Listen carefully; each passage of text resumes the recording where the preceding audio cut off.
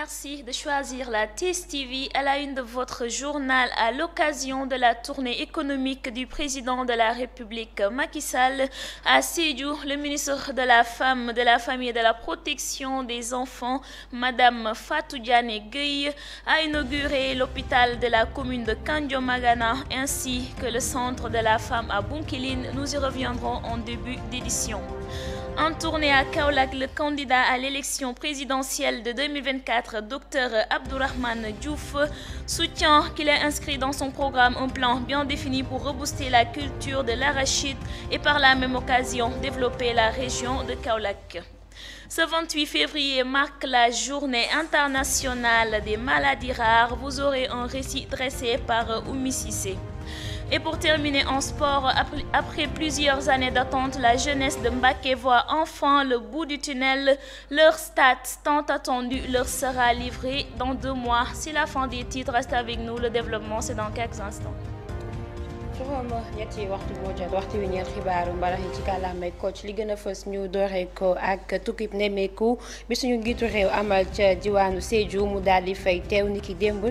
ci noonu ñu amal fa ab inauguration l'hôpital bu commune bu Kandiomagana ak itam centre bu ñu jagleel seen jigéen yooyee kii di docteur Abdourahmane Diouf di candidat ci élection yu ñu dëgmal moo daal di fësal li nga xam ni moo di programme bi mu xaatim ngir élection yi ñu dëgmal dañ ko gën a leeral ci biir xibaar yi wax ci leneen lu ñeel wérgu yaram ni ki tey amal nañ journée mondiale feebar yi gën a néew ci àdduna bi yépp ñu koy amal at bu jot daal di nañ leen si indil ay leeral ci lan mooy maladie rare ci biir xibaar yi tàggat yaram nag daañu wax ci kàddu yi nga xam ni Yankhoba Diattara yëkkati na ko ñeel li nga xam ni moo di stade ba ñu doon tabax foofee ca diwaanu Mbacké mbokk yi ba tey ci biir xibaar yi daañu leen indi la gën a fës ca biti réew ànd ci ak Oumoul Khayri Cissé loolu mooy ponk yi gën a fës su ngeen taxeloo as tuuti ñu daal di koy faram fàcceel.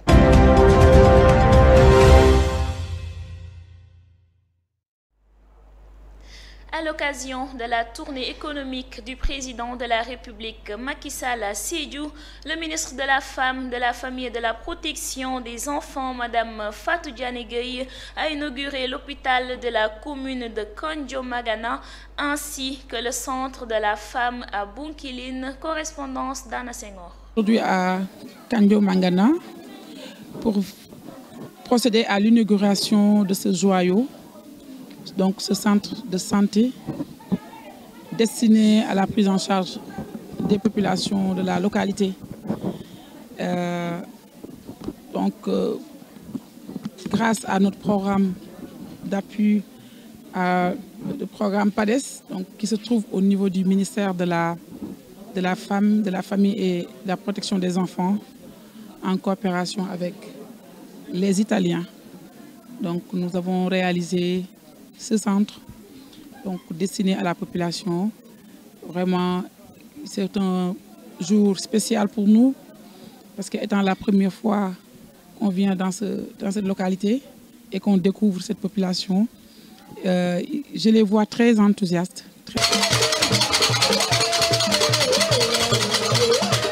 Que nous sommes oubliés. Nous sommes oubliés. Presque. Pour dire que moi je suis sénégalais ici, c'est une honte auparavant. Mais actuellement, la situation est réglée en matière de santé. Oui. Oui. Et comment trouvez-vous le poste de santé qui a été réalisé du point de vue de la qualité? Non, la qualité est vraiment exceptionnelle. C'est une qualité. Hein, dans le département de Bunkiling, il n'y a que Kandiom qui a bénéficié de cette infrastructure. Vraiment, nous remercions beaucoup le gouvernement sénégalais. Inclusive des actions de notre département dans la transformation qualitative des conditions de vie de nos populations avec l'intégration des filets productifs communément appelés les bourses économiques. Je suis d'autant plus convaincu de la pertinence de cette multisectorialité et de cette transversalité qui fonde les interventions de notre ministère que la démarche de mutualisation a été prise en charge dans toutes les étapes durant toute notre visite.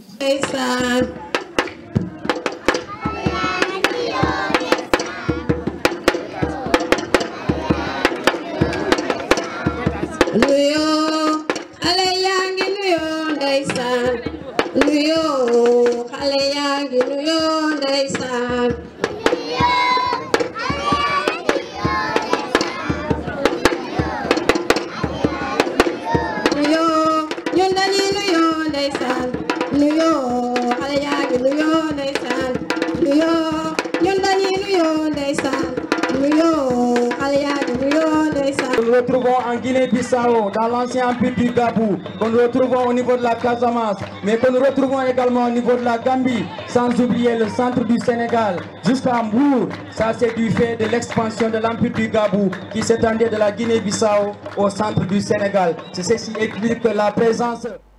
mbokk yi ñu daal di door xibaar yi ak tukkib nemmeeku bi suñu njiitu réew Macky Sall amal nga xam ni teew na foofee ca diwaanu Sédhiou ni ki démb ci noonu jëriñ ju yore wàllum jigéen ñi protection xale yi ak it famille yi di wuyoo ci turu madame Fatou Diané Gueye daal dina inauguré ab l'hôpital foofee ca commune bu Kandion Mangana ak it ab centre bu ñu jaglee jigéen ñi ca gox boobee ci noonu ay kàddoom Anna Clémentine Senghor moo ñu ko daal di diktal.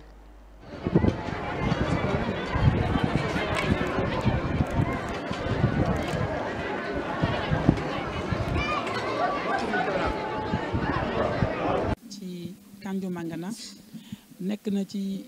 sunu présence maanaam sunu teewaay yi gën a am solo ci sunu vie maanaam ci sunu dund parce que li ñu fi indi dafa nekk loo xamante ni jar na war na tax ñëpp jóg muy santé ku xam volet santé xam ni bokk na ci li nga xamante ni mooy besoin yi gën a mag bu population di am donc képp ku teg jéego wala teg benn pas jox ko secteur boobu rek jàppal ni yaa ngi def loo xamante ne askan bi dootuñu ko fàtte ndax léegi bi ma ci waxtaan ak monsieur le maire mi ngi naan ma nit ñi jigéen ñi dañ doon traversé dem ba Gambie à 3 kilomètres d'ici pour accoucher te boo fa yeggee tam frais yi nga doon fay doon na metti ndax day bari kon nag lii ñu leen indil ba ci biir dëkk bi defal leen ko dafa nekk loo xamante ni kenn mënu koo fay loolu nag ñu ciy sant bu baax monsieur le maire bi nga xamante ni xam na les préoccupations de sa population ba tax mu ànd ci projet porté ko ba ñu réaliser ko ñu ciy sant également le gouverneur ak commandement territorial bi yëpp ndax ñoom it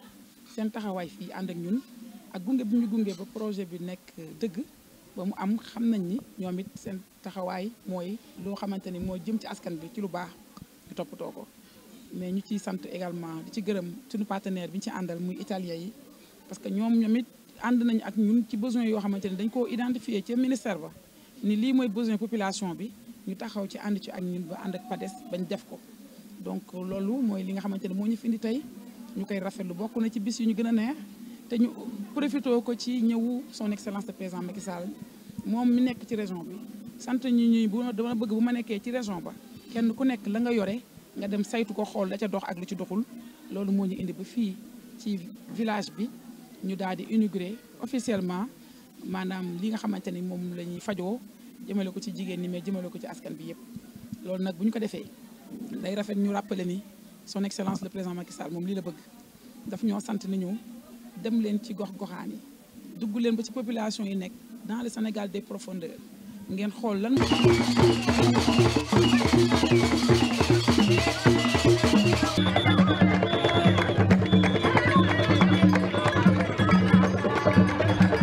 tey moom rëy na si man torop ba xamatuma fi ma toll sax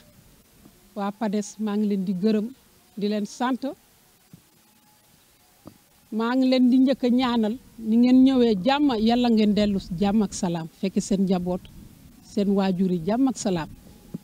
dara bu leen jot si yoon bi.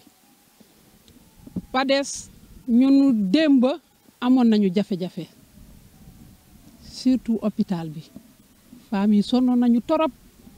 soo nekkee en état dangay dem ba Gambie man mii sama caati ay seex lañu waaye buddu bu yaam jaaroon laa daa def sama visite su fekkoonte ne tey la dinaa doon xam naka la.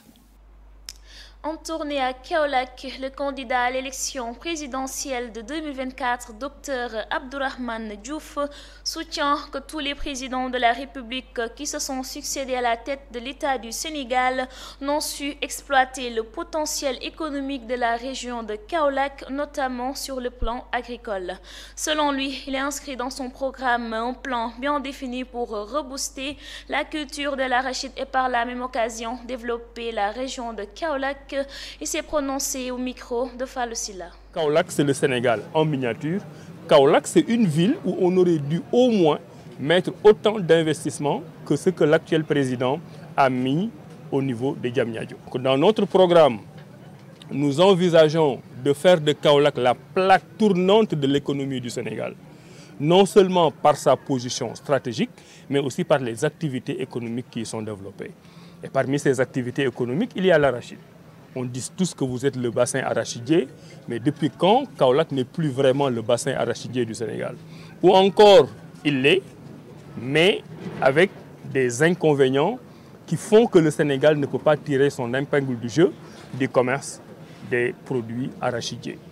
Aujourd'hui, nous sommes un pays avec un gros potentiel agricole, avec une grosse production en matière arachidière, mais les dirigeants actuels n'ont pas l'intelligence, n'ont pas la lucidité d'en faire un levier économique extrêmement important. Comment pouvez-vous vouloir développer une telle filière et prendre les meilleures graines d'arachide et les vendre à l'extérieur? Ça veut dire que vous prenez ce qu'il y a de mieux chez vous, vous prenez les bijoux de famille et vous les exportez. Cela veut dire que vous considérez que vos compatriotes n'ont pas le droit à avoir le meilleur. Nous allons essayer de révolutionner cette production agricole pour qu'elle ne soit plus une agriculture de rente comme ça l'a été pendant un certain temps, mais que ce soit un levier à partir duquel nous pouvons réguler nos exportations, garder les meilleures graines pour nous, pour avoir un capital semencier important et aussi développer l'industrie de transformation pour qu'à Kaolack et partout au Sénégal, il y ait des huileries. La souveraineté alimentaire passe par ça et Kaolack. ci ab tournée ca diwaanu Kaolack docteur Abdourahmane Diouf di candidat ci élection présidentielle yi ñu dëkkmal xamle na ni ñi fi jot a nekk njiitu réewum Sénégal yëpp jotuñu exploité li nga xam ni moo di potentiel économique bi région bu Kaolack daal di am rawatina ci wàllu mbay mi ci noonu bu ñu sukkandikoo ci ay kàddoon inscrit na ci biir programme am li nga xam ni mooy sukkali li nga xam ni moo di mbayuma gerte gi nga xam ne bokk na ci li développé gox bu Kaolack ci noonu ay kàddoom daal dina ko dénk Fallou Galassil la. bari yu ñu def tey Diamniadio naam Diamniadio mérité na ko waaye waroon nañ ko mën a def Kaolack parce que Kaolack tam mérité na ko Kaolack mooy dëkk bi nga xam ne fooy dem ci Sénégal mën nañu wax ne fa ngay jaare Kaolack bu nekkoon tey capitale économique du Sénégal capitale économique boobu du yem rekk ci Sénégal dafay nekk sax capitale économique wu région yi parce que Kaolack fi ngay jaar pour dem Gambie Kaolack fi ngay jaar pour dem Guinée-Bissau fi ngay jaar pour dem Guinée-Conakry Kaolack mooy ñuy tijjil yoonu Tambacounda Kaolack moo ñuy tuddeel yoonu Casamance ak Ziguinchor ak Kolda ak Sédhiou ak feneen ak feneen. beneen bi ñëpp xam nañ ne Kaolack ak région bi nga xam ne fi la ñu nekk fi la Sénégal tàmm bayee gerte am na ay temps waa Kaolack ak waa Sénégal gisoon nañ seen bopp ci mbayum gerte bi waaye loolu fa mu mujjee est-ce que développé na dëkk bi est-ce que développé na Sénégal déedéet parce que ñi ñu diriger. dañu amul xarañu xool gerte googu nan lañ koy utiliser parce que nan nga mën a amee gerte gu mel noonu adduna yëpp soxla ko mais yow boo bayee ba pare nga jël doomu gerte yi nga xam ne moo ci gën a baax nga dem jaay ko waa bitim réew nga bàyyi yi nga ci xam ne baaxul wala boog seen njariñ bariwul nga bàyyil ko sa réew loolu dafay wane ne yow amoo ambition ci mbirum mbay parce que bu dee am nga ambition ci mbirum mbay sa doom jiwu yi nga xam ne moo gën a baax doo ko jaay waa bitim réew da nga koy téye pour ëllëg boo ko jiwaatee mu jox la gàncax goo xam ne moo gën a baax ba nga amoon daaw loolu dafay wane ne ñoom intérêt Sénégal jiitaluñ ko intérêt bitim réew la ñuy jiital waaye du yem foofu parce que tey mbay moom bu baaxoon ci gerte nga jël ko transformer ko sur place def ci ay industrie huilière yoo xam ne bokkul comme ñoom niñ koy defaree nga xam ne dañuy taf yëngal bu boobaa mën nga ci am ay industrie fii ci Kaolack am ko feneen ci Sénégal foo xam ne jeunes sénégalais ñoo ciy liggéeyee Kaolack gis ci boppam Sénégal gis ci boppam. Je vous l'annonçais en titre, ce 28 février marque la journée internationale des maladies rares, une occasion toute faite pour rassembler et sensibiliser les patients et les familles, les professionnels de santé et le grand public sur les maladies rares et leurs impacts sur la vie quotidienne des personnes concernées. C'est un récit de Oumi Cissé. Chaque année, le dernier jour de février, a lieu la journée internationale des maladies rares. Plus de 600 événements et des actions de sensibilisation sont organisées tout au long de cette journée dans plus de 100 pays à travers le monde. Une maladie est dite rare lorsqu'elle atteint moins d'une personne sur 2000. Certaines maladies rares sont bien connues du grand public, par exemple l'albinisme, l'hydrépanocytose, le mucoviscidisme, l'hémochromatose, la myopie de Duchenne, la myotrophie spinale. 80% des maladies rares sont d'origine génétique. Au niveau mondial, on estime que plus de 300 millions de personnes vivent avec une maladie rare. On peut dire que les maladies rares sont très différentes les unes des autres. Une personne peut être atteinte d'une maladie rare dès la naissance. Elle peut aussi se révéler ou se déclarer dans l'enfance ou à l'âge adulte. Les maladies rares sont souvent sévères, chroniques et d'évolution progressive. Ici, au Sénégal, les activités rentrant dans le cadre de cette commémoration se poursuivent. Mais il a été révélé que la prise en charge des personnes vivant avec ces handicaps reste toujours un problème au Sénégal. En effet, cette journée est aussi l'occasion de rappeler les besoins en matière de recherche et d'accompagnement des malades, de défendre ces maladies en tant que priorité des droits de l'homme au niveau local, national et international. dañuy wax leneen lu ñeel wàllum wérgu yaram ni ki tey yemook ñaar fukki fan ak juróom-ñett muy bés bi ñu jagleel journée internationale des maladies rares mu ñeel luy boole waaye it ñaax nit ñi nga xam ne ñooy dund ak yooyee maladie yooyee jàngoro ànd ci ak ñi nga xam ni ñoo xale ci wàllum paj mi ci noonu defal nañ leen sa après si ngir xam ne leen lan mooy yooyee maladie rare. at bu jot ci njeexitalu weeru février dinañ amal bés bu ñu jagleel feebar yi gën a raar lu toll ci juróom-benni téeméer événement dañ ko amal ak ay action yu ñuy sensibiliser nit ñi ci bés bi lu toll ci téeméeri dëkk ci àdduna wërngal këpp lu ñuy woowee maladie rare mooy feebar boo xam ni ñaari junni nit boo jël benn kase moo ko si daal di am yeneen si maladie rare yi xam nañ leen ci feebar drépanocytose albinisme maanaam puune lu ñuy wax mucoviscidose hémochromatose myopathie de Duchenne amyotrophie spinale ak yeneeni feebar yu ñu limul lañuy wax maladie rare mën nañ wax 80% ci yooyu les feebar dañuy nekk loo xam ne dañ koy daal di donnante ci waajur yi ci àdduna bi yépp ci ay xayma lu ëpp ñetti téeméeri billion ay nit ñoo ngi dund ak ay maladie rare mën nañ wax ni yile maladie rare benn bokk ci ak moromam na mi ñëwee ci nit ki doomu aadama bi mën na judduwaale yooyu les maladie rare mën na it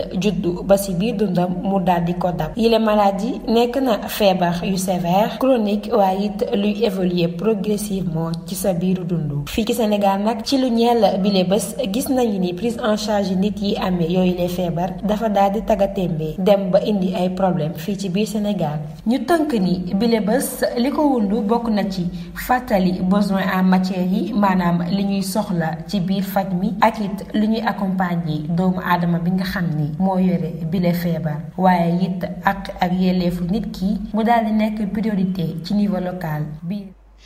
Tambacounda, le Dara Hamdalaye Tissane dans toutes ses difficultés entre manque d'extrait de naissance, le problème d'accès aux hôpitaux, l'alimentation, les ports vestimentaires, entre autres. Raison pour laquelle le maître coranique Ousmane Diakhité lance un appel du pied aux autorités car ce Dara regroupe plusieurs enfants de la localité et d'ailleurs il s'est prononcé au micro de Junior Ba.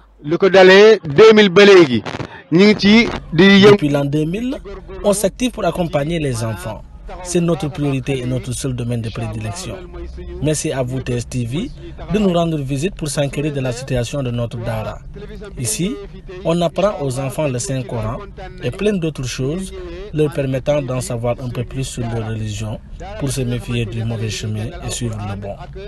Toutefois, notre Dara se confronte à d'énormes difficultés. D'abord, Il y a le problème d'extrait de naissance, car les 90% des enfants peinent à l'avoir.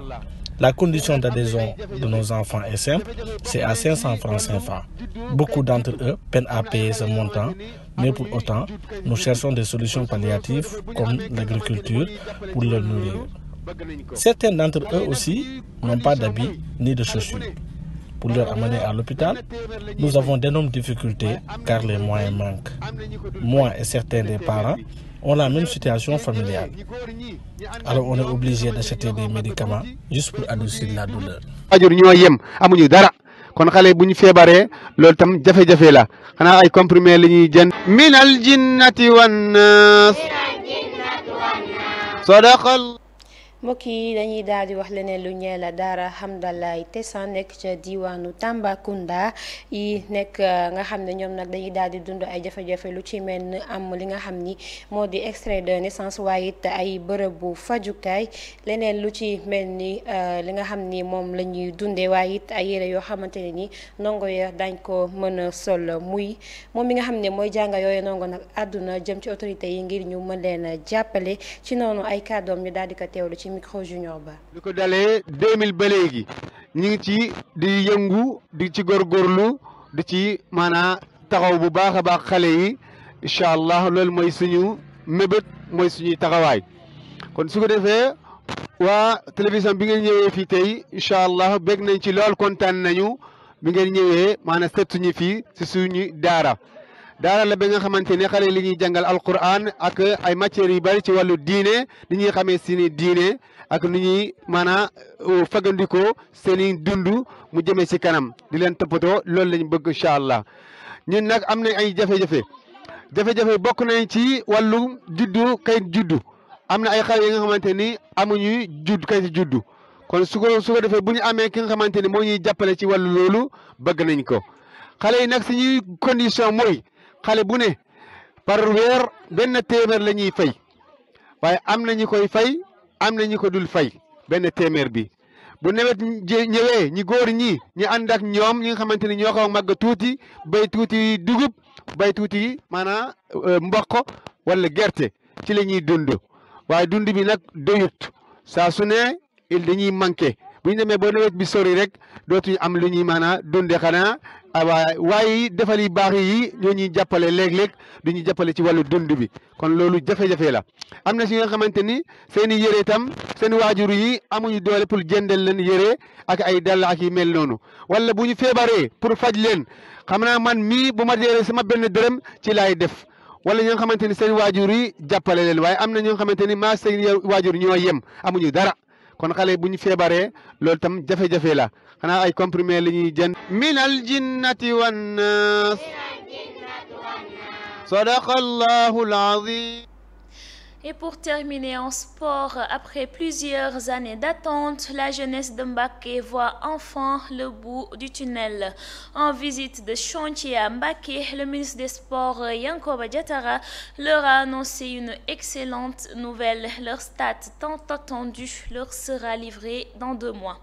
Yankoba Diattara, ministre des Sports, et Galoba, maire de Mbacké, sont au micro de Medoune Diaw. Je vous propose de les écouter. Le ministre des Sports s'est rendu à Mbacké ce week-end pour une visite de chantier des travaux de stade de la localité. Yankoba Diattara promet la livraison du stade dans 2 mois. Ici à Mbacké, nous avions un projet de construction du stade de Mbacké. Aujourd'hui, à l'issue de la visite de chantier, nous pouvons constater que le gazon synthétique est posé et même je peux dire est fonctionnel. La tribune de 2500 places est en phase terminale. Il ne reste que le carrelage. Il reste également 2 plateaux, l'un pour le basket et l'autre pour le handball. C'est pour dire simplement que les différentes composantes du projet de construction du stade de Mbacké, je peux dire, sont très bien prises en charge. Il reste quelques finitions et l'entreprise s'est engagée à livrer l'intégralité du projet dans 2 mois. En ce qui concerne l'électrification du stade, le ministre de la fonction publique Galoba et par ailleurs maire de la ville de Mbacké rassure la population. La maire de Mbacké également s'est engagée à livrer l'électricité et en relation avec l'entreprise, dans les prochains jours, ce sera fait également en relation avec la Sénélec. Il va falloir que nous puissions anticiper sur le modèle de gestion pour voir quel est le type de gestion qui correspond à ce stade de dernière génération.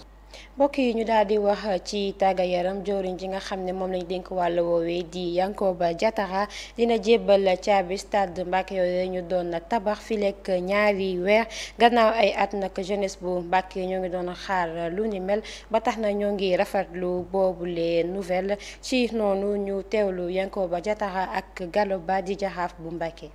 liggéeyu stade bu Mbacké dina noppi fii ak ñaari weer loolee ki ko xamle moo di ministre des sports di Yankoba Diattara mi fi ñëwoon ci weekend bi ci Mbacké ngir saytu liggéeyu boobule stade. tey su fi ñu li ñu gis wane na ni travail bi mën naa liggéey bi presque li ci des bëreetul entreprise bi jël na engagement ni fii ak ñaari weer dina pare travaux yëpp livré ko à la jeunesse stade bi nga xam ni dina nekk un bijou ci Sénégal ndax defe naa ni à part Léopold Sédar Senghor ak stade Abdoulaye Wade moom moo na ci kaw mën naa ni sax stade Mbacké soo moytuwul mooy jiitu stade du Thiès Lat Dior ndax mën naa ni capacité bi tribune bi am 2500 places stade de Lat Dior tribune couverte bi am nga ko pour dire simplement que ak yeneen commodité yi ak système d'éclairage bi ngeen gis ni mu moderne ak mën naa ni mode LED bi ak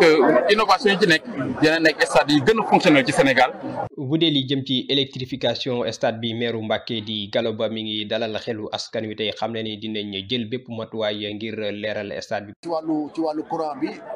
jël nañu matukaay yëpp ak waa Sénélec en relation avec entreprise bi dañu fexe ba Sénélec ba courant bi ñëw boo defee ñu mën a def tester projecteurs yi tester tout ce qui est électricité pour véritablement que ñu nekk aux normes pour que ñu mën a gaaw pare liggéey bi. la tribune 2500 places ensuite projecteurs yi LED la. pelouse bi pelouse bu baax la mën na def 15 ans jëm 20 ans au moins si elle est bien entretenue donc véritablement jàpp na daal tey ñu ngi am yaakaar que dans les prochains mois stade bi dina gaaw pare président de la République ñëw inauguré ko ñëw en communion avec la jeunesse de Mbacké. Merci Medoune Diaw. Mesdames et messieurs, c'est la fin de ce rendez-vous d'information. Merci de l'avoir suivi. Bonsoir. jërëjëf Adja Maimouna Thiam mbokk yi loolee moo buur xibaar yi ci kàllaamay Kocc dig daje ëllëg ci yeneen jotaayu xibaar jërë ngeen jëf.